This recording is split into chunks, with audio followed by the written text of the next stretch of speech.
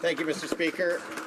I'm thank you. Pleased to rise in the House to speak on Motion 154, which reads that the Standing Committee on Fisheries and Oceans be instructed to undertake a study on the situation of endangered whales and be mandated to identify steps that could take to better protect and help recovery of right, beluga, and killer whales, and to identify immediate and longer-term improvements limiting the impact of human activities on each of these species, and by so doing, add to the recovery efforts and to recommendations for new and enhanced actions, and finally, call expert witnesses on each of the species, hearing from those who might be impacted by any possible actions, and working to find a balance among the various competing claims, and that the committee present its final report to the House within 4 months of the adoption of this motion.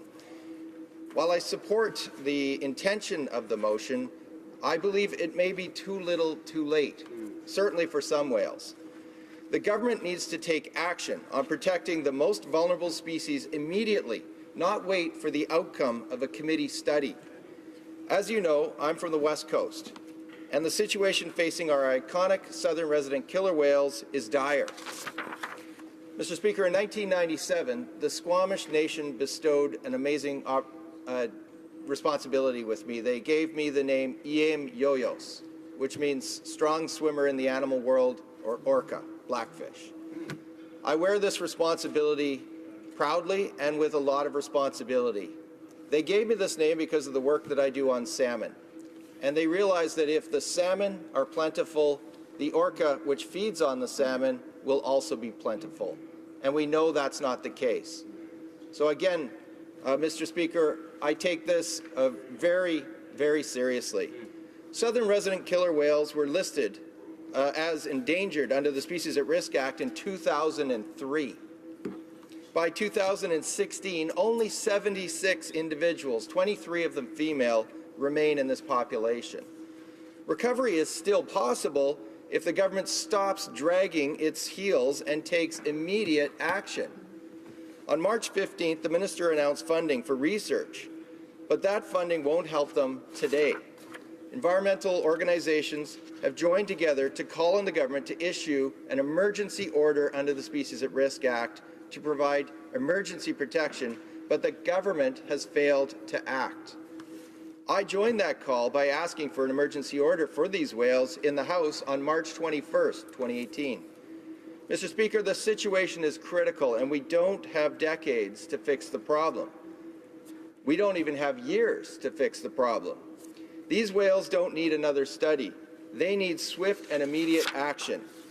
A steady decline in Chinook salmon combined with disturbances from vessels, which interferes with the whale's ability to hunt, has put this iconic species at serious risk of malnutrition and starvation.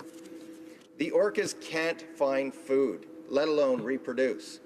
Not a single southern resident orca calf was reported to have been born since early 2016 until just last week.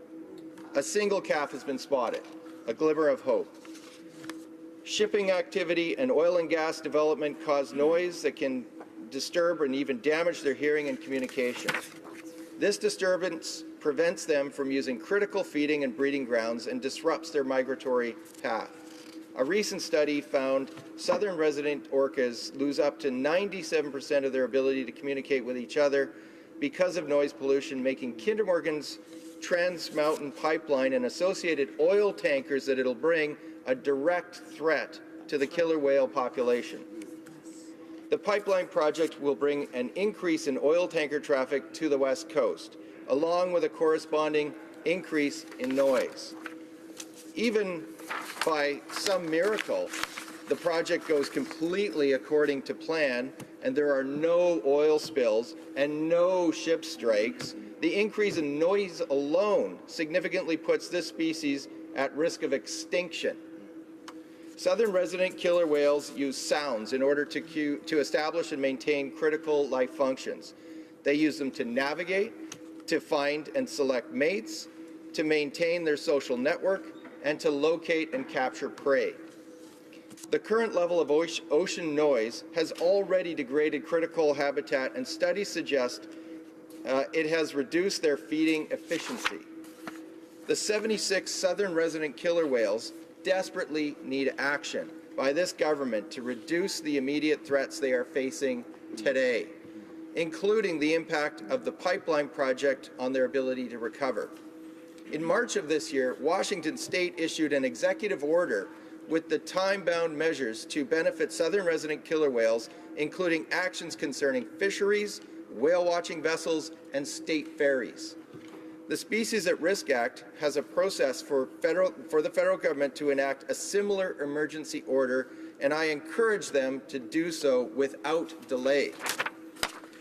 Speaking to DSMOG Canada about the recent Liberal announcement of more research to help the southern resident killer whale, Paul Paquette, adjunct professor at the University of Victoria and senior scientist with the Raincoast Conservation Foundation, said, quote, "We could study them literally to death at this point," unquote.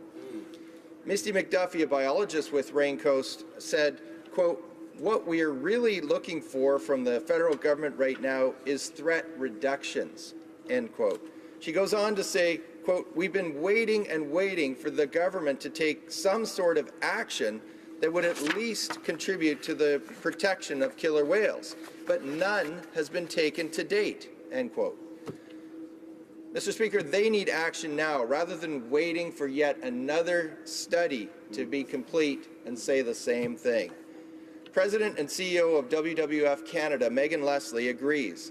In an op-ed in the Hill Times on April 20th, she said that while funding for technology and research is important, a cash infusion alone won't feed the 76 orcas facing extinction today.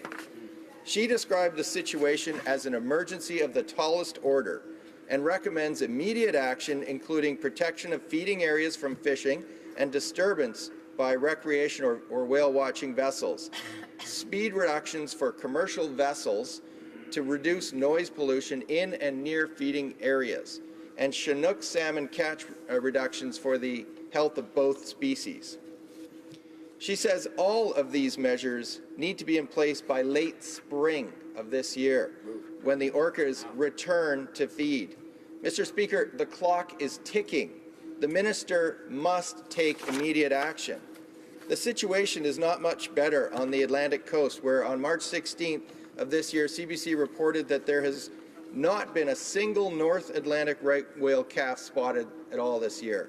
An unprecedented and alarming sign for this critically endangered species.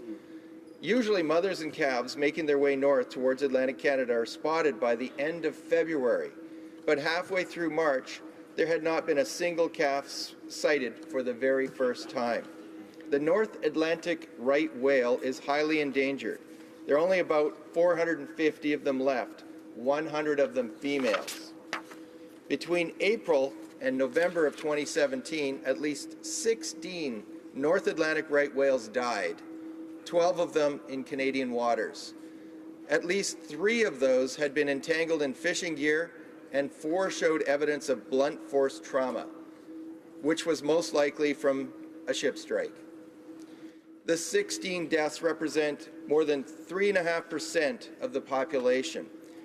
To put that in perspective, that would be the equivalent of about 1.25 million Canadians suddenly dying over 7 months. On April 20th, speaking to the Washington Post about North Atlantic right whales, marine biologist Charles Mayo said climate change seems to be shifting animals' food source. Their habitat has been polluted with sewage and made noisy by construction and seismic tests. Speeding ships and tangles are hard to break. Fishing rope pose deadly threats. New technology and tightened regulations could protect the whales from some of these big hazards. He says, quote, "The whales are a metaphor for what we have done to the planet," end quote. Painfully, I agree. This is shameful, Mr. Speaker. The situation is critical. We don't need Fisheries and Oceans Committee to tell us that. Scientists have already proved that. We need immediate action. They want immediate action. Protecting them is in the national interest, Mr. Speaker. Thank you.